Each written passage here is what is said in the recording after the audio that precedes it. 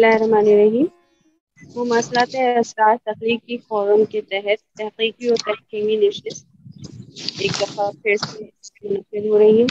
محرک گفتگو ہمارے ساتھ ڈاکٹر بیگم زمان صاحب اور موضوع ہے آج کا ممکنہ شخصی استعداد. لیکچر شروع کرنے سے پہلے، گفتگو شروع کرنے سے پہلے آج کے شرکا کا تھوڑا سا میں تعارف کروا دوں. ہمارے ساتھ آج کے رفقت اسلام سید صاحب، شگفتہ شفیق صاحبہ ہیں، کامران صاحب ہیں، عزیزہ انجم صاحبہ بھی ہمارے ساتھ ہیں، خواجہ محمد اعظم صاحب ہیں، منیر احمد فردوس صاحب ہیں، انجلا ہیں، اور مواصلات اسرار کے روح رواں زیب اسکار صاحب بھی. رفت ناہید نے بھی ہمیں جوائن کر لیا ہے. ڈاکٹر امبر آپ کا تاجور بھی کام ہے. آئے. ڈاکٹر امبر تاجور بھی ہمارے ساتھ شامل ہیں. خوش آمدید ڈاکٹر صاحب. کافی السلام عرصے بعد علیکم. آپ السلام نشست ہیں. علیکم. شکریہ وعلیکم السلام. مہربانی. Thank you. میں ڈاکٹر صاحب سے ریکویسٹ کروں گی کہ وہ اپنی گفتگو کا آغاز کریں، اور اس دوران شرکا سے ایک ریکویسٹ ہے کہ وہ اپنے مائک میوٹ رکھیں تاکہ ہم گفتگو کا حصہ اٹھا سکیں. جی ڈاکٹر صاحب. جی بڑی نوازش جی. شکریہ آپ سب خواتین و حضرات کی آمد کا، اور اس سلسلے کا جو زیب صاحب اور ان کے رفقا نے قائم کیا، اور مختلف پلیٹ فارم ہیں ہمارے، اور مواصلات اسرار، حلقہ ارباب ذوق، انجمن ترقی پسند مصنفین، تو یہ سب ہم مشترکہ طور پر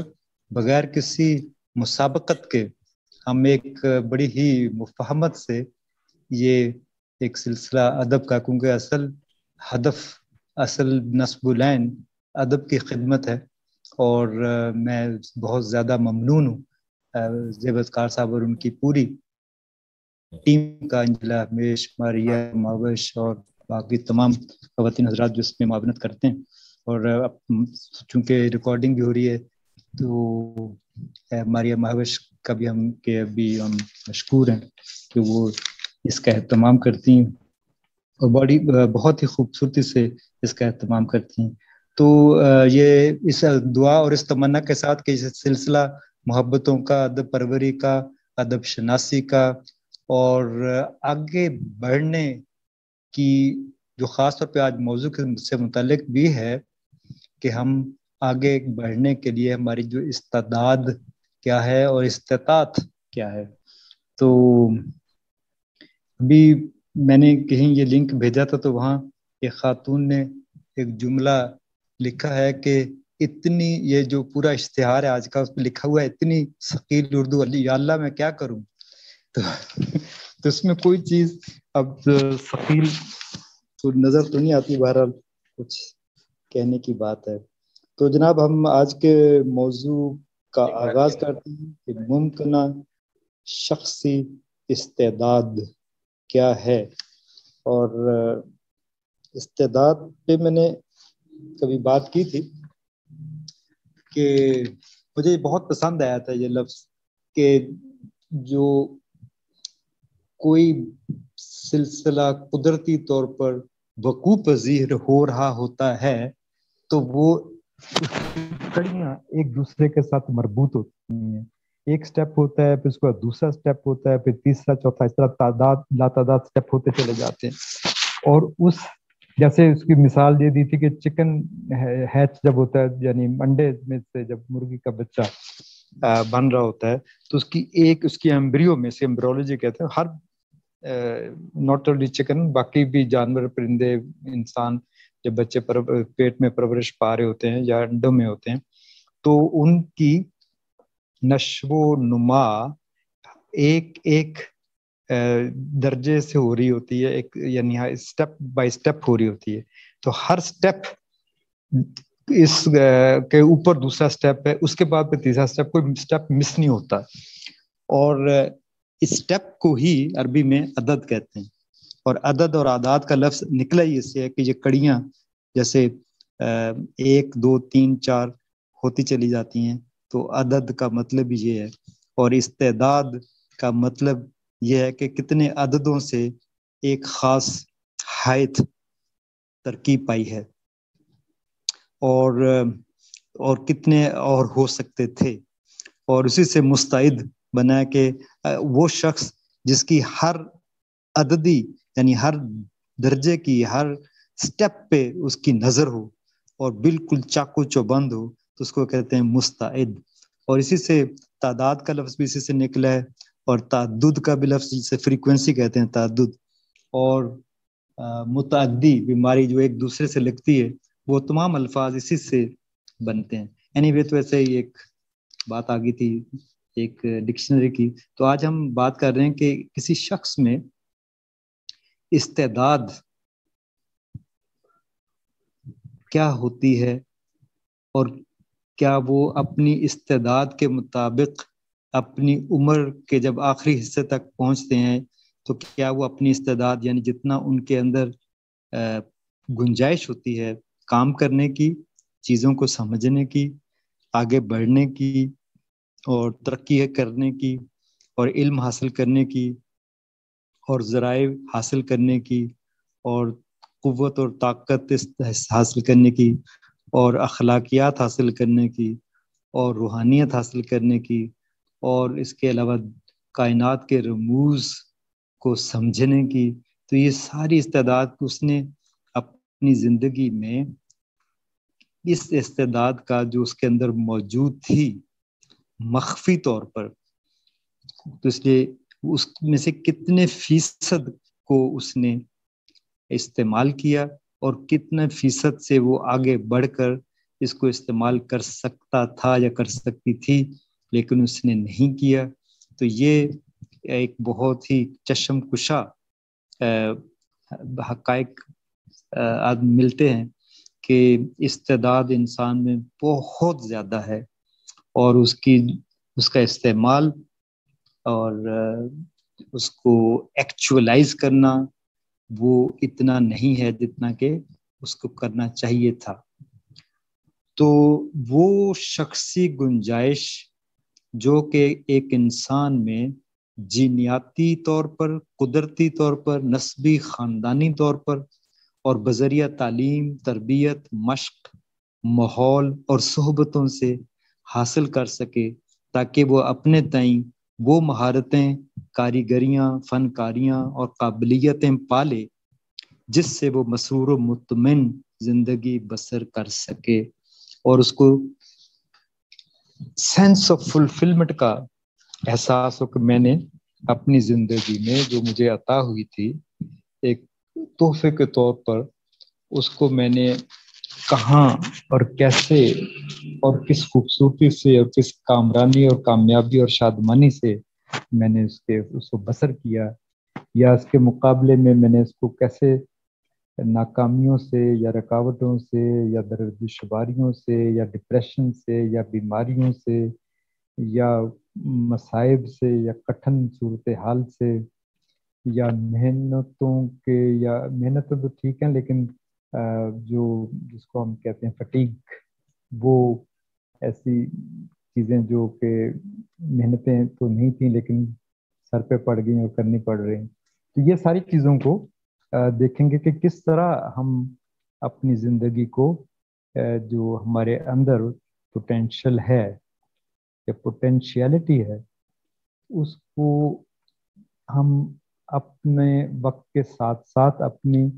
جو لائف کے مائل سٹون ہوتے ہیں، سنگ میل ہوتے ہیں، ان کو کور کرتے ہوئے کیا ہم نے وہ سارے اسی طرح کیے جیسے کہ ہم کر سکتے تھے یا نہیں کیے. اور قدرت تو اس معاملے میں بڑی فیاض ہے. بچہ جب پیدا ہوتا ہے اور پیدا ہونے کے بعد اس کے جو میڈیکلی اناؤنسڈ مائل سٹونز ہوتے ہیں کہ اتنی عمر میں بچہ مسکرانا شروع کرتا ہے یا روتا ہے، یا اتنی عمر میں وہ اپنا سر اٹھا سکتا ہے، اتنی عمر میں بیٹھ سکتا ہے، اتنی عمر میں کرول کرے گا، اتنی عمر میں کھڑا ہو جائے گا، اتنی دیر میں چلنا شروع کر دے گا، بولنا شروع کر دے گا، دانت نکلیں گے. تو قدرت ایک سسٹم کے ساتھ چل رہی ہے، وہ تو اس کا ایک پورا اپنا ٹیکسٹ بک کے مطابق وہ بچہ پرورش پا رہا ہے اور آگے بڑھ رہا ہے، چل رہا ہے. لیکن اس کے ساتھ ساتھ جو ہم نے کام کرنا تھا بچے کے اوپر، یا ہم پہ جو کام ہونا تھا، کیا ہم نے اس طرح کیا کہ جیسے کیا جانا چاہیے تھا، اور کیا اس میں ہم نے بہت سے پہلو ہیں، اور تاکہ وہ استعداد ایک تو قدرتی طور پہ اس کے اندر موجود ہے، یعنی جو پوٹینشل یعنی مخفی خزانہ اس کے اندر رکھ دیا ہے، لیکن اب بچے کو ہم نے اس قابل بھی بنانا ہے کہ اس خزانے کو استعمال کرنے کا بھی ہنر اپنا لے. اور وہ بہت ہی اس میں بہت سے عوامل ہیں کہ جو اس کو یہ چیز سکھاتے ہیں یا سیکھنے پہ مجبور کرتے ہیں کہ وہ اپنے اس استعداد کو، اس پوٹینشل کو وقت کے ساتھ ساتھ عملی جامہ پہناتا چلا جائے، یا اس کو پہناتی چلی جائے یا اپناتی چلی جائے، اور اس کے مطابق زندگی بسر کرے. تو آپ کو اندازہ ہوگا کہ ایک تو آپ کی ہماری فزیکل باڈی ہے، اور فزیکل باڈی کے اندر ہمارے اندر ایک سافٹ ویئر ہے جو عقل سے متعلق ہے، ہمارے نفس سے اور ہمارے جذبات سے متعلق ہے. اس پہ ہم نشستیں کر چکے ہیں کہ عقل کیا ہے، اور نشست کیا ہے، یہ نفس کیا ہے، اور جذبات کیا ہیں. یہ ایک سافٹ ویئر ہمارے اندر نصب کر دیا گیا تھا ہمارے حضرت آدم کے قصے کے ساتھ ہی اس کا اطلاق جو وہ پھر اسی طرح نسلی طور پر سلبی طور پہ وہ ٹرانسفر ہوتے چلا جاتا. سافٹ ویئر براڈ فارورڈ ہے. تو لیکن وہ جو براڈ فارورڈ ہے وہ چونکہ سرکمسٹانسز چینج ہوتے چلے جاتے ہیں، وہ زندگی نہیں ہے جو پہلے سٹون ایج تھی یا برونز ایج تھی، یا جیسے مختلف زمانوں سے ہم گزرتے آئے. تو ہر زمانہ اپنے اپنے حساب سے آپ کے اندر جو مخفی طاقتیں، قوتیں اور ٹیلنٹ موجود ہے اس کو کس طرح باہر نکالتا ہے. ظاہر اس کا تعلق ماحول سے ہے، سرکمسٹانسز سے ہے، حالات سے ہے، اور آپ کے بیک گراؤنڈ سے ہے. تو جیسے ہم نے کہا کہ کمپوزیشن آپ کا کس جینیاتی کمپوزیشن سے بھی ہے، ڈی این اے سے، تو بہت سے عوامل ہیں. تو ان کا ہم تھوڑا تھوڑا جائزہ لیں گے کہ کیا کیا عوامل ہیں جو ہمیں اپنی استعداد بڑھانے کو. تو اب استعداد کیا بڑھائی جا سکتی ہے، یہ بھی ایک سائنٹسٹ کے نزدیک بہت کوشچن ہے، بڑا کوشچن کہ استعداد پہلے ہی اتنی موجود ہے کہ آپ نے جو موجود ہے اس میں سے کتنے کو استعمال کیا کہ آپ بڑھانا چاہ رہے ہیں. تو وہ اس لیے پہلی بات یہ ہے کہ ہر شخص کے اندر اگر اس کی کمپوزیشن ایک مکمل انسان ہے، یعنی ہینڈی کیپ نہیں ہے، اور کوئی اس میں خدا نخواستہ جیسے کوئی ایسی بیماری نہیں ہے، تو ایک نارمل انسان اگر اپنے وجود میں کیا کیا عناصر رکھتا ہے اور کیا کیا چیزیں اس کے اندر نصب ہیں. تو ہم نے اس پہ بھی بات کی تھی کہ ہمارا نشستی رقص میں ہے سارے جہاں، تو اس میں اس کا تذکرہ کیا تھا کہ اس پوری یونیورس میں، پوری کائنات میں جو کچھ بھی نظر آ رہا ہے اور جتنے بھی عناصر موجود ہیں جو آج تک ڈسکور کیے جا چکے ہیں، تقریباً 124-125 عناصر ہیں، تو وہ تمام کے تمام ہمارے جسم کے اندر موجود ہیں. اور وہ تمام عوامل اور وہ تمام پروسیجرز جو ہمارے ارد گرد کی کیفیتوں میں کائنات میں ہو رہے ہیں وہ بھی ہمارے اندر موجود ہیں، اور وہ ہم ان کو ریلیٹ کر سکتے ہیں. اگر ہمارے اندر موجود نہیں ہوں گے تو ہم ان سے کبھی ریلیٹ ہی نہیں کر سکتے. آپ کی آنکھوں میں اگر بینائی نہیں ہے، مثال خدا نخواستہ اگر کسی کی بینائی نہیں ہے تو وہ ستارے کو، چاند کو، ان چیزوں کو نہیں دیکھ سکتا، لیکن اگر بینائی ہے تو وہ دیکھ سکتا ہے. تو اسی طرح پوٹینشل ہے تو ہم وہ تمام اشیاء جو ہمارے ماحول میں موجود ہیں، وہ تمام عناصر جس سے یہ پوری دنیا ترکیب پائی ہے، کمپوز ہوئی ہے، وہ تمام کے تمام اس کائنات صغیر میں، جسے مائکروکازم کہتے ہیں لیکن صوفی اسے میکروکازم کہتے ہیں، کائنات کبیر انسان کو کہتے ہیں، اور وہ کائنات صغیر باہر کی دنیا کو کہتے ہیں. تو یہ اس کے اندر ہمارے اندر وہ چیز مکمل طور پہ وہ پورے اسپیکٹرم کے ساتھ موجود ہے. اچھا، موجود ہے، وہ خوابیدہ حالت میں ہے، را حالت میں ہے، ریفائنڈ حالت میں ہے، میچور حالت میں ہے. اس کا تعلق ہمارے اپنے تربیت سے ہے، ہماری ٹریننگ سے ہے، ہماری کوچنگ سے ہے، ہماری مشقوں سے ہے، جسے ایکسرسائز کہتے ہیں یا ٹرین کرنا کہتے ہیں. تو اس سے تعلق ہے. تو اگر ہم ان تمام چیزوں کو اس طرح دیکھ سکیں کہ سیشن ختم ہو جائے تو اسی لنک پہ دوبارہ آ جائیے سب. جی ضرور. تو اگر ہم یہ دیکھیں کہ کیا جو فزیکل جو ہماری جسم طبعی جسم ہے جسے ہم کہتے ہیں، جو ہمارا ایناٹومیکل اسٹرکچرل بناوٹ والا جو جسم ہے جو نظر آتا ہے، اس جسم کے اپنے پہلے پوٹینشیل ہیں. ایک پوٹینشیل جو آپ کو حیران کر سکتا ہے وہ یہ ہے کہ ہمارے جسم میں جو خون کی نالیاں ہیں، آرٹریز اور وینز اور کیپلریز، بالکل آ رہی. Thank you. تو یہ ہم بات کر رہے تھے کہ جو جسمانی استعداد ہے اس میں قدرت بہت فیاض رہی ہمارے ساتھ، اور اس کے علاوہ وہ وقت جو ہمیں ملا ہے اس دنیا میں گزارنے کے لیے، وہ بھی اس کی اپنی بھی ایک استعداد ہے، اور وہ استعداد بھی پوری طرح استعمال ان ہیومن بینگ نہیں کر پا رہا بہت سی وجوہات کی بنا پر. اور وہ وجوہات وہ ناہمواریاں ہیں، اور وہ بیماریاں ہیں، اور وہ ماحولیاتی مسائل ہیں، اور وہ نفسیاتی اور رشتہ داریوں کے بہت سے مسائل ہیں جن کی وجہ سے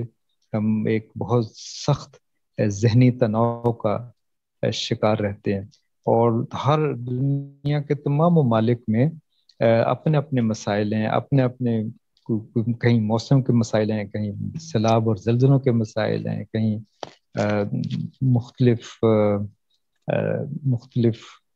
ثقافتوں کے مسائل ہیں اور مذہبی مسائل ہیں. تو ہر خطے میں اپنے اپنے مسائل ہیں، اور وہ جیسے ہم پہلے کئی مرتبہ جس کا تذکرہ کر چکے ہیں کہ ہیومن لائف جو ہے، انسان کی جو زندگی کی مدت ہے وہ تقریباً 70 72 75 80 تک ہی زیادہ تر لوگ، یعنی کہا جاتا ہے کہ 90% سے زیادہ لوگ اپنی 90ویں سالگرہ نہیں مناتے. اور اس سے آپ اندازہ لگا لیں کہ وہ 70 75 کے درمیان، سب بلکہ 70 75 والے بھی ان کی جو ریشو ہے، ان کا بھی تناسب جو معلوم ہوا ہے، وہ بھی تقریباً کوئی 65% لوگ اس سے پہلے فوت ہو جاتے ہیں. تو اس سے اندازہ لگائیں کہ وہ مدت کیا واقعی ایک دن موت کا مقرر ہے، اور یا اس کو اگر یہ فلسفی درست ہے تو اس کو کیسے صحیح طور پہ سمجھا نہیں گیا. اور دن تو مقرر ہے، لیکن اس کا یہ نہیں بتایا کہ یہ دن مقرر ہے. وہ تو آپ اگر اپنی عمر 200 برس تک لے جانا چاہیں تو استعداد کے مطابق گنجائش اس کی موجود ہے. اور ایسی مثالیں بھی موجود ہیں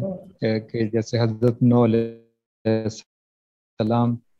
کے بارے میں ایک روایت ہے کہ 900 برس، اور ایک روایت ہے کہ 2400 برس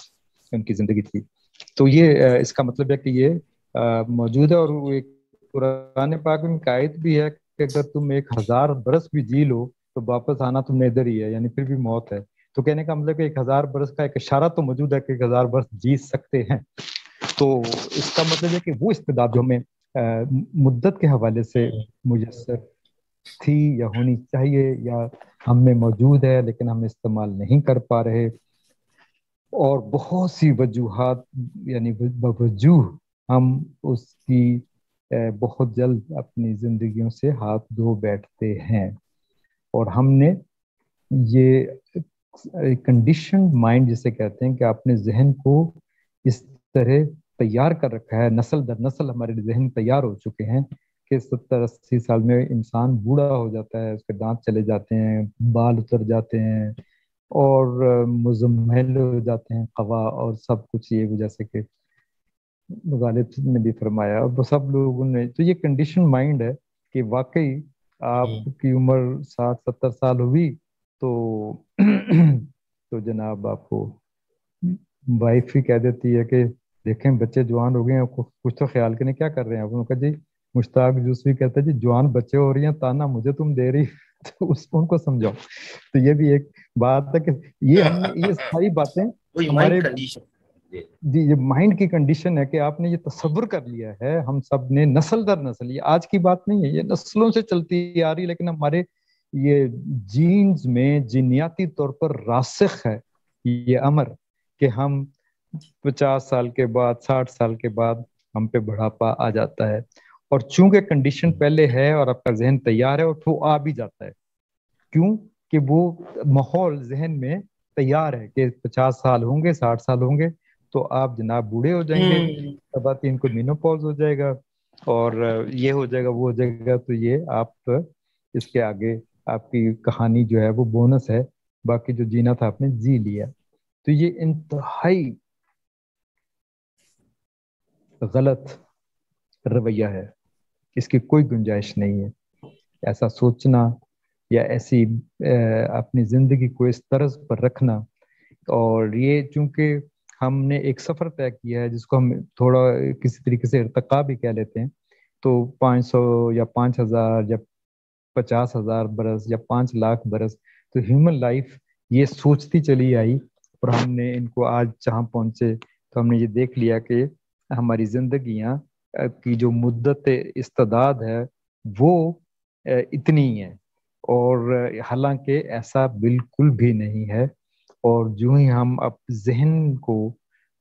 ڈی کنڈیشن کریں, اس کو واپس موڈ پہ لے کے آئیں, زیرو پہ لائیں اور دوبارہ سیٹ کریں, ریسیٹ کرتے ہوئے اس کو پہ لکھیں کہ میری عمر جو ہے وہ 170 یا 200 برس ہونی چاہیے. تو کم از کم آپ کو سوچنے پہ کوئی پابندی نہیں ہے, اور نہ ہی سوچنے پر کوئی قدغن ہے, نہ ہی کوئی یہ گناہ ہے, نہ کوئی جرم ہے, نہ کہیں نہیں لکھا ہوا. لیکن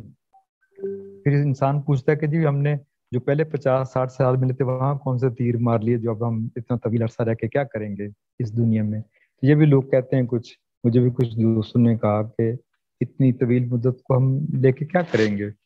تو یہ بھی اسی کنڈیشنڈ مائنڈ کا حوالہ ہے, کیونکہ جب ہم نے موت کا تصور اس کے ساتھ وابستہ کر دیا 70-80 سال کے بعد, تو وہ موت آ کر رہتی ہے. حالانکہ وہ کوئی اتنا ضروری امر نہیں ہے کہ اللہ تعالیٰ نے آپ کو مار کے ہی رہنا ہے. بھئی کوئی پرواہ نہیں ہے اللہ میاں کو کہ آپ 200 سال رہتے ہیں یا 500 سال جیتے ہیں, وہ تو آپ کا اپنا ایک مزاج ہے, اپنا ایشو ہے, آپ کی اپنی زندگی ہے. لیکن اس کے ساتھ ساتھ زندگی وہ جو شباب کے ساتھ ہو اور وہ جو شادمانی کے ساتھ ہو, زندگی وہ نہیں جو احساس گناہ کے ساتھ ہے, یا جسے گلٹ کہتے ہیں, یا وہ بیماریوں کے ساتھ ہے, یا وہ ایک بوجھ ہے, مصیبت ہے, تو ہم تو اس جینے کے ہاتھوں مر چلے, زندگی ہے یا کوئی طوفان ہے. تو اس قسم کی جو رویہ ہے وہ تو ظاہر ہے وہ تو کہتا ہے بھی 50 پہ لپیٹو 60 پہ لپیٹ دو. لیکن کہنے کی بات یہ ہے, اور یہ پیغام بھی یہ ہے آج کے نشست کے حوالے سے, کہ ایسی سوچ ہم نے خود اپنا رکھی ہے. ہم اس سوچ کو اگر اپنے ذہنوں سے, اپنے اجسام سے, اپنے قلوب سے اس کو ہٹا دیں تو آپ ضرور آپ کو پتہ چلے گا کہ اس کے آگے بھی گنجائشیں موجود ہیں, اس کے آگے بھی استعداد موجود ہے, اور شباب کو بھی طوالت دی جا سکتی ہے, اور اپنی زندگی کو بھی لانجیوٹی جیسے کہتے ہیں اس سے بھی اپنایا جا سکتا ہے. اور استعداد تو آپ کی جیسے میں نے کہا کہ طبعی زندگی سے متعلق جو طبع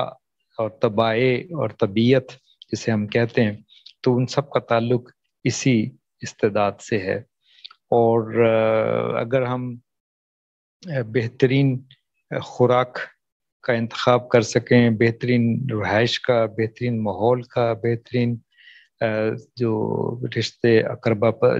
اقربا عزیز اور یہ ساری چیزوں کا, تو فردوس سے بری کا ایک احساس لیے ہوئے ہم یہاں پہ کنجی فردوس وہاں بھی ملے گی لیکن ہمیں یہاں بھی چاہیے. تو فردوس سے مراد مطلب جنت ہے, لڑکی نہیں, کوئی مطلب کوئی کیونکہ یہ نام بھی ہے.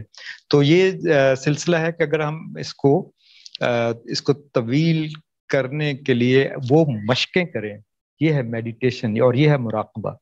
تو روحانیت میں یہ میڈیٹیشن کروائی جانی چاہیے, اور میں سمجھتا ہوں کہ یہ بہت ہی مفید بات ہے کہ اپنے اس پوٹینشل کو جو آپ میں موجود ہے, وہ پوٹینشل یہ بتا رہا ہے کہ آپ کی زندگی 200 سال ہونی چاہیے, لیکن آپ نے تو 70 سال میں لپیٹ کے رکھ دی, تو باقی جو 130 برس تھے اس کا جو پوٹینشیل ہے وہ آپ کے اندر موجود ہے, وہ استعمال ہی نہیں ہوا. اسی طرح جیسے موبائل فون بہت سے لوگ استعمال کرتے ہیں, اسمارٹ فون آپ کے ہاتھ میں, آپ کو صرف اتنا پتا کہ کال ریسیو کیسے کرنی ہے, میسج کیسے بننا ہے, واٹس ایپ کیسے کرنا ہے یا فارورڈ کیسے کرنا ہے, بس. اس کو تو ہزاروں لاکھوں اور فنکشن بھی ہیں, یہ تو سپر کمپیوٹر ہے بیسیکلی. یہ تو فون تو ہے ہی نہیں, فون تو اس کا معمولی ایک کمپوننٹ ہے, ایک جزو ہے. بنیادی طور پہ اسمارٹ فون تو ایک کمپیوٹر ہے جو کہ بہت سے افعال سر انجام دے رہا ہے یا دے سکتا ہے یا مزید دے گا. تو اسی طرح ہمارا جسم بھی بہت زیادہ افعال کا مالک ہے, اور یہ ستاروں پہ کمندیں ڈالنے کے لیے موجود ہے. اس میں وہ تمام اوصاف, تمام خواص اور تمام تنصیبات جو ہمارے اندر ہیں, وہ ان تمام کے حوالے سے اگر دیکھا جائے تو چاند, ستارے اور یہ وہ جو ہمیں نظر آتے ہیں, چھوٹی چھوٹی چیزیں, پتھر ہیں, پہاڑ ہیں, اور لیکن ہمیں ہماری جو استعداد خوف زدہ ہے. ہم دیکھتے ہیں کہ ہم اندھیرے سے ڈر جاتے ہیں, ہمیں بچپن میں ہی اندھیرے سے ڈرا دیا جاتا تھا. کوئی بھاؤ بلا کہتا ہے, کوئی بابا کہتا ہے, بابا ہے, یہ وہ. تو اس قسم کی جن پریاں, یہ وہ, اس قسم کی چیزیں ہم پہ مسلط کر کے ہمارے ذہن پہ بابا دولت شاہ کا چوہا بنا دیا گیا. دولت شاہ میں بھی یہی ہوتا, وہاں پہ فزیکل آپ کے سر پہ ایک لوہے کی ٹوپی رکھ دی جاتی ہے تاکہ آپ کا سر جس سائز کا سائز بڑھے نہیں, سر کا حجم نہ بڑھے اور آپ کا دماغ گرو نہ کرے. تو ہم دیکھتے تھے پہلے, اب تو خیر اللہ کے فضل سے یہ اس قبیح فعل کا کالا کما ہو چکا ہے, لیکن ہم نے بچپن میں دیکھے کہ بابا وہ شاہ دولے کے چوہے, انسان کی شکل چوہے جیسی ہو جاتی تھی اور اس کا سر چھوٹا کر دیا جاتا. تو باقاعدہ وہ کیا جاتا تھا, یعنی ایسے بچے کبھی کبھی پیدا ہو جاتے ہیں, ہم اس کو مائکروکیفیلک کہتے ہیں میڈیسن میں. بڑے سارے والے کو ہائیڈروکیفیلک اور چھوٹے والے کو مائکروکیفیلک ہوتے ہیں وہ, لیکن بہت ریئر ہوتے ہیں. لیکن ایسا اڈاپٹ کر کے, ایسا اپنا کر اور کسی منت کے حوالے سے ایسا کیا جاتا تھا. یہ گجرات کے پاس کوئی جگہ تھی جہاں بہت مشہور وہ شاہ دولہ کا مزار ہے, تو وہاں پہ بچوں کو چھوڑ دیا جاتا تھا. تو ایک تو یہ ہے کہ آپ فزیکلی آپ کے سر کے اوپر ایسا خود رکھ دیا جائے فولادی کہ وہ آپ کا سر کے سائز کو بڑھنے نہ دے, یا آپ کے سر کے اوپر یا آپ کے خیالات کے اوپر ایسی قدغنیں لگا دی جائیں کہ وہ اسی خود کا کام کریں, اسی لوہے کا کام کریں اور اپنے آپ کے خیالات کی پرواز کو بلند نہ ہونے دیں. تو یہ ہمارے ہاں بالکل موجود ہے, بدرجہ اتم موجود ہے. اور وہ اس لیے کہ ہم بچوں کو خوف میں رکھتے ہیں, ہم خود بھی ہر وقت حالت خوف میں رہتے ہیں. بیماری کا خوف ہے, رزق کا خوف ہے, جنگوں کا خوف ہے, قحط کا خوف ہے, حادثوں کا خوف ہے, رشتے کے ٹوٹ جانے کا خوف ہے. تو خوف در خوف میں ہم رہتے ہیں. تو یہ خوف کی جو فضا ہے, یہ بھی وہ فولادی ٹوپی ہے جو ہمارے سروں پہ ہر وقت قائم رہتی ہے, اور ہم کھل کر, بلکہ ایک اور بھی تحقیق ہوئی ہے کہ تقریباً 90% سے زیادہ افراد, 90% سے بھی زیادہ افراد اپنی اس آواز کو استعمال نہیں کرتے جو ان میں قدرتی طور پر موجود تھی. تو یہ وہ ڈری ہوئی اور سہمی ہوئی اور احتیاط یعنی محتاط آواز استعمال کرتے ہیں, کیونکہ ہم خوف کی حالت میں رہتے ہیں. جب آپ خوف میں ہوتے ہیں تو آپ کی آواز بڑی دھیمی ہوتی ہے, اور جب آپ فائٹ اور فلائٹ جس سے ہم کہتے ہیں, یا تو آپ لڑتے ہیں یا بھاگ جاتے ہیں. جو لڑتا ہے وہ بھی اگر اونچی آواز میں بات کر رہا ہے, بڑی بلند اور بڑی زیادہ جس کو ہم کہتے ہیں چیخنے والی آواز, تو وہ بھی کئی مرتبہ خوف کی علامت ہوتی ہے, اس کا اندر کا خوف باہر آ رہا ہوتا ہے. تو خوف ایک ایسی کیفیت ہے جس نے ہمیں پوری طرح جکڑ رکھا ہے, اور یہ یعنی کوئی شخص اس سے آزاد نہیں ہے. ہر شخص کو کوئی نہ کوئی خوف لیے پھر رہا ہے، اور اس کے ساتھ ساتھ حزن اور ملال لیے پھر رہا ہے. تو یہ ہماری شخصیت کے جو پہلو ہیں ان میں حسد اور حزن اور ملال اور خوف، یہ بڑے ہی زبردست پلیئر ہیں جو ہم پہ ہر وقت حاوی رہتے ہیں، اور ہم اسی ماحول میں آگے بڑھ رہے ہیں. تو جو ہم بڑھ بھی رہے ہیں تو اس میں قدرتی طور پر ہم اس ایسی چیزوں کے بارے میں اپنی آواز آ رہی ہے جی؟ مجھے بتائیں پلیز. جی ڈاکٹر صاحب آ رہی ہے. جی آواز آ رہی ہے. اچھا تو جناب، تو یہ جو خوف کی کیفیت ہے یہ مختلف ملکوں میں آپ یہ دیکھیں کہ جنگوں میں جو خوف ہوتا ہے وہ بچے جو کہ جنگ عظیم دوم میں جن کو انگلینڈ میں دوسرے گھروں میں بھیج دیا گیا تھا، دور مقامات پہ منتقل کر دیا گیا تھا، ہاسٹلوں میں رہے اور جنگ ہو رہی تھی، بم گر رہے تھے، تو ایسے ان کو وار بیبیز کہا جاتا ہے کہ وہ وار بیبی، انہوں نے جنگوں میں وہ ماحول دیکھا تھا جہاں پہ ان کے ماں باپ قتل ہو گئے، مارے گئے، بم گر گئے اور اس قسم کی. اور آپ کو معلوم ہے کہ 8 کروڑ لوگ اس جنگ عظیم دوم میں مارے گئے تھے پوری دنیا میں. تو وہ پھر ایک خوف کی فضا ہے جو ہم پر مسلط ہے ہر وقت. ہم نے اس سے نکلنے کے لیے کچھ نہ کچھ کوشش ضرور کرنی ہے، شعوری کوشش، اور یہ ہمارے ادیبوں اور شاعروں کی بھی بڑی ذمہ داری ہے کہ وہ اس خوف کو کسی طریقے سے ہم کم کر سکیں. اور خاص طور پہ تھرڈ ورلڈ کنٹریز میں یہ رزق کا خوف بہت بڑا خوف ہے، نوکری کے چلے جانے کا خوف بہت بڑا خوف ہے. تو اس طرح، بلکہ ہم تو چونکہ پاکستان میں اگر دیکھا جائے تو ہم بھی 2-3 جنگیں لڑ چکے ہیں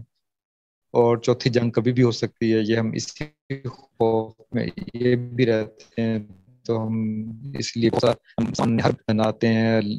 ہر سال کروڑوں ڈالر اس پہ خرچ کرتے ہیں، اور وہ جو ہماری تعلیم پہ، ہماری تربیت پہ، ہماری ان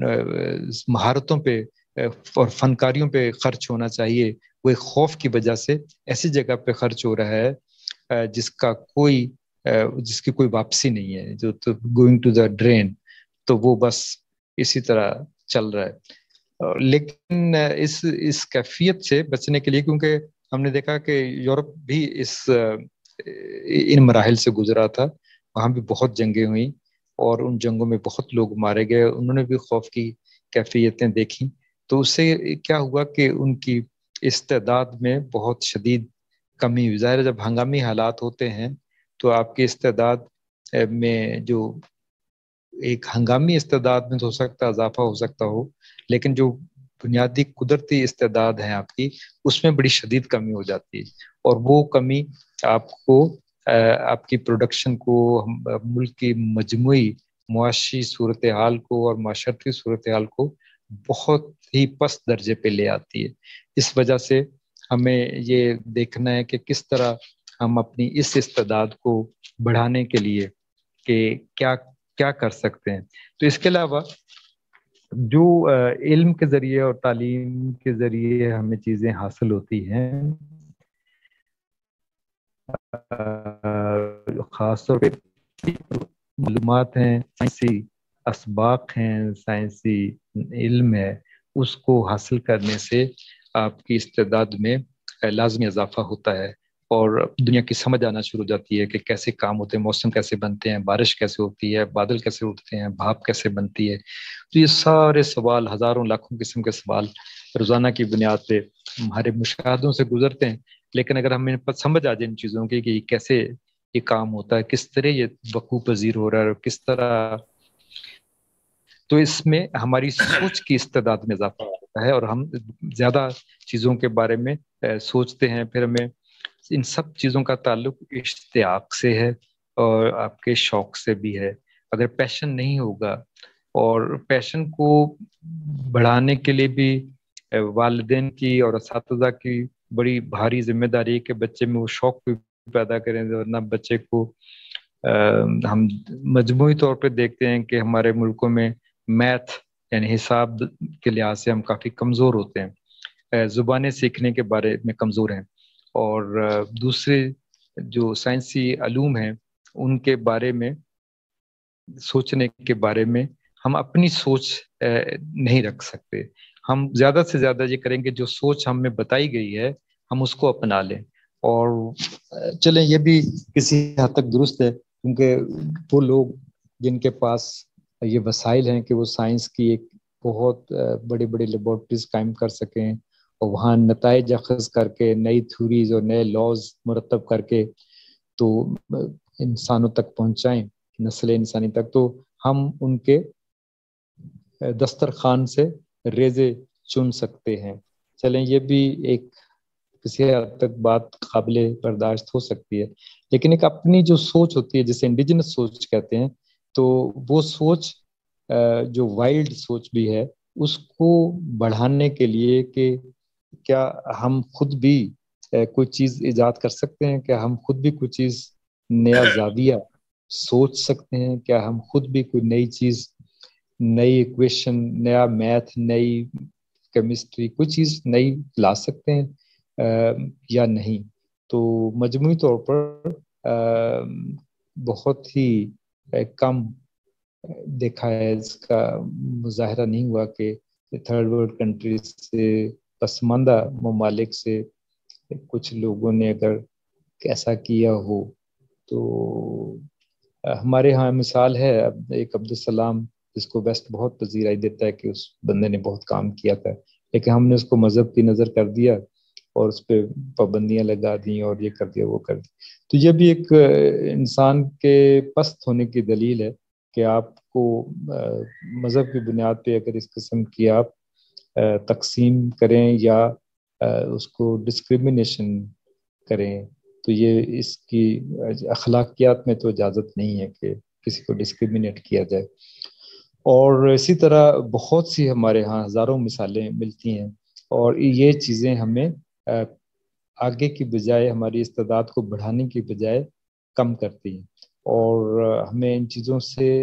مبرہ ہونا ہوگا کہ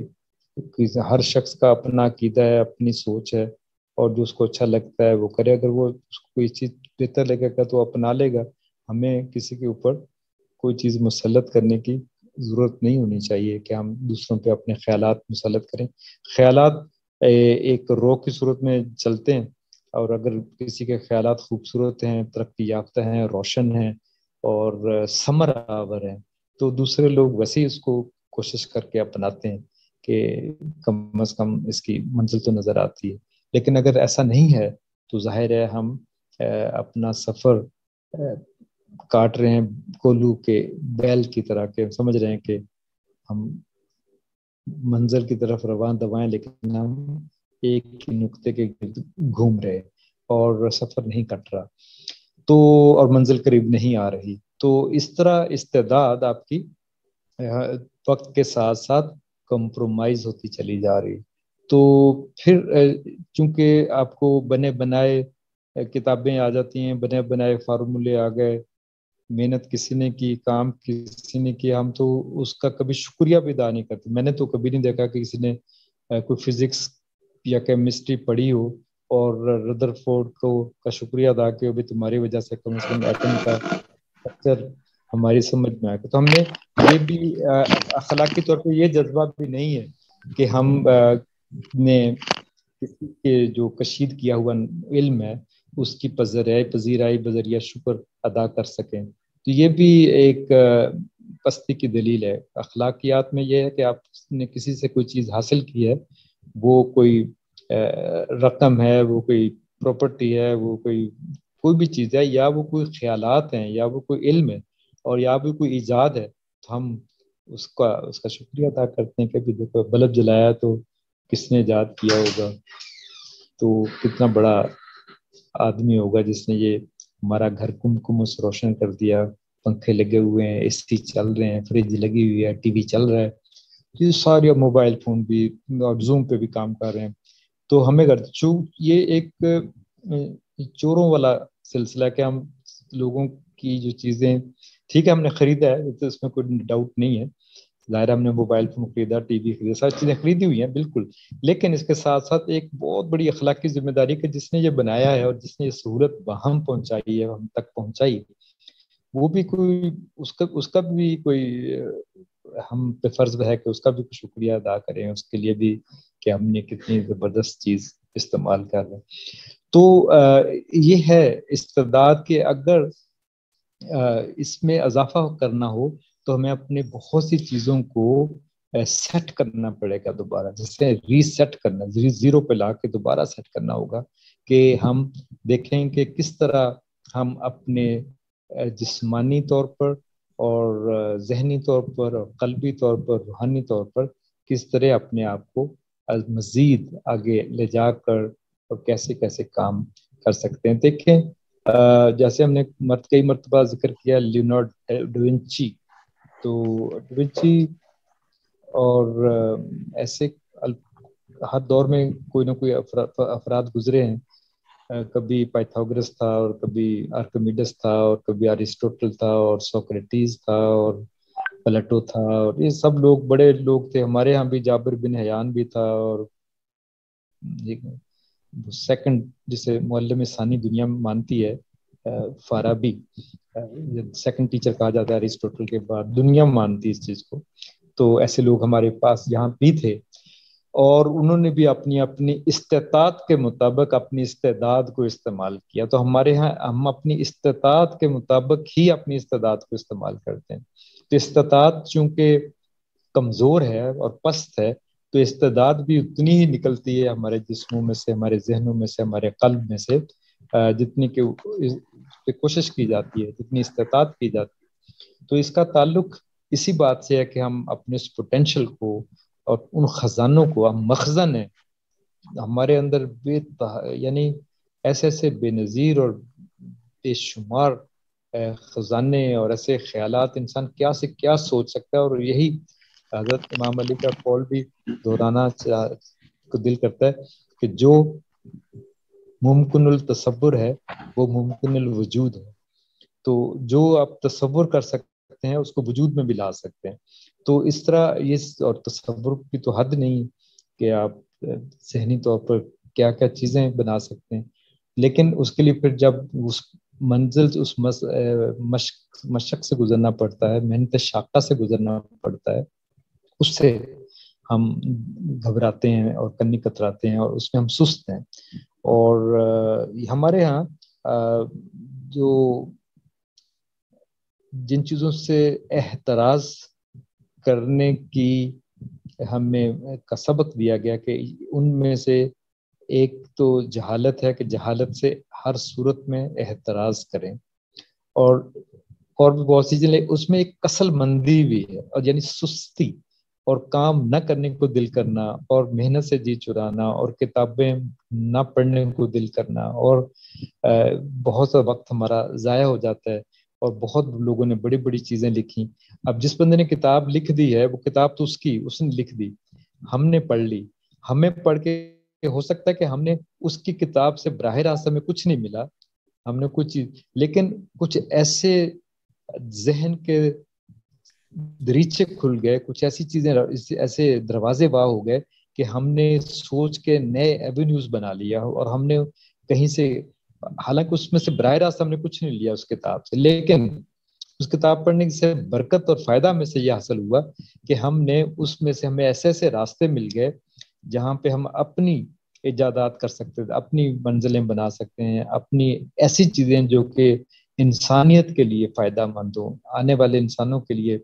مفید ثابت ہوں, کارآمد ہوں. تو ایسے بھی ہو سکتا ہے, لیکن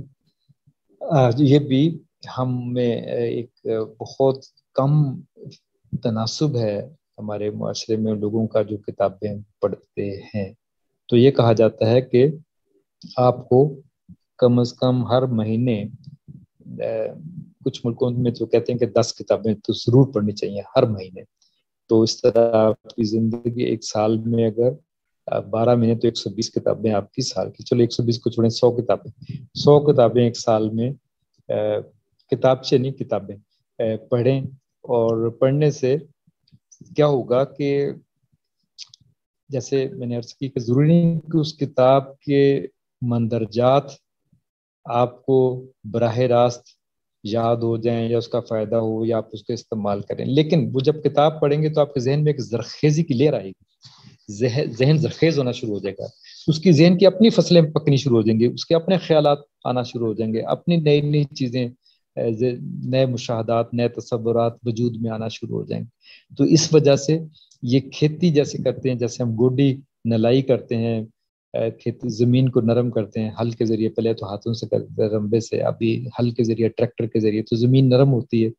اس میں دانہ ڈالا جاتا ہے تو فصلیں آتی ہیں۔ تو اسی طرح جو ذہن ہمارا زنگ آلود ہو جاتا ہے، زنگ آلود بھی اس لیے ہوتا ہے کہ ہم بنیادی طور پر سہل پسندی کو پسند کرتے ہیں، سہل پسند ہیں، ہمیں چاہیے کہ بہت جلدی ریلیکس ہو جائیں، بس لمبا صوفہ ہو اور ایئر کنڈیشن چل رہا ہو اور بس سوشل میڈیا ہوا، بس کرتے کرتے میں سو جاؤں اور عیاشی کرے۔ تو عیاشی کا بھی جو تصور ہے وہ بھی